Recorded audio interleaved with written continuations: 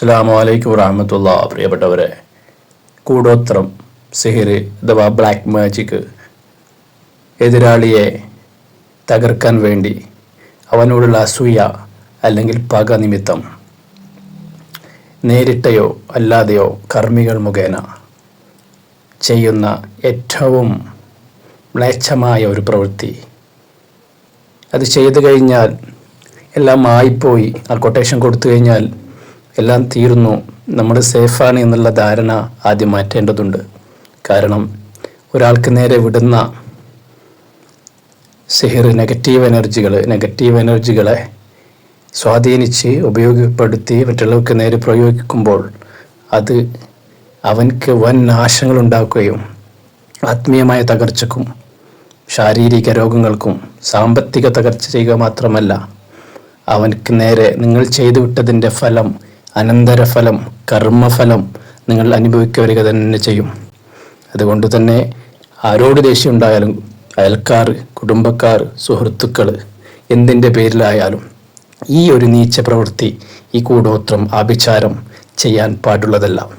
ഇസ്ലാമിക മതത്തിൽ മാത്രമല്ല, ക്രൈസ്തവ മതത്തിലായാലും ഹൈന്ദവ മതത്തിലായാലും ആഭിചാര കർമ്മങ്ങളെ, മറ്റുള്ളവരെ നശിപ്പിക്കാൻ ചെയ്യുന്ന കർമ്മങ്ങളെ വളരെ ശക്തമായി വിമർശിക്കുന്നുണ്ട്, അതിനെ എതിർക്കുന്നുണ്ട്.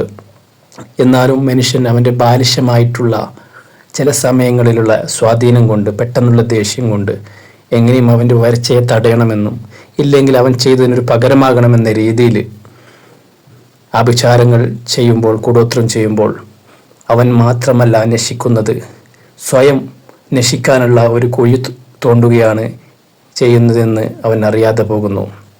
ഇത്തരം കാര്യങ്ങളിൽ ഒരു അറിവുമില്ലാത്ത മനുഷ്യൻ എടുത്തു ചാടുകയാണ് ചെയ്യുന്നത്.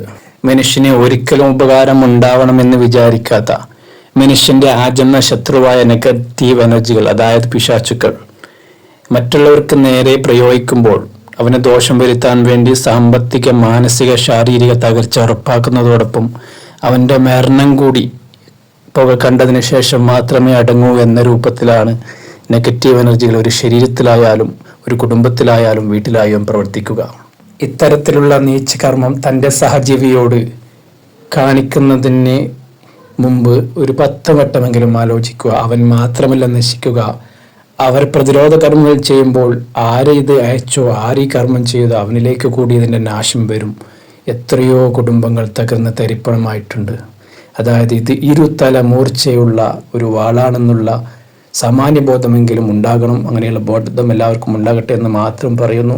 ഇത്തരത്തിലുള്ള മറ്റു വീഡിയോകൾക്ക് വേണ്ടിയും അതുപോലെ തന്നെ ഇത്തരത്തിലുള്ള പ്രശ്നങ്ങൾ നിങ്ങൾ അഭിമുഖീകരിക്കുന്നുണ്ടെങ്കിൽ ഈ നമ്പറിൽ കോൺടാക്റ്റ് ചെയ്യുക. ഈ ചാനൽ സബ്സ്ക്രൈബ് ചെയ്യുക. ഇത് മറ്റുള്ളവരെ കൂടി ഷെയർ ചെയ്യുക. നന്ദി.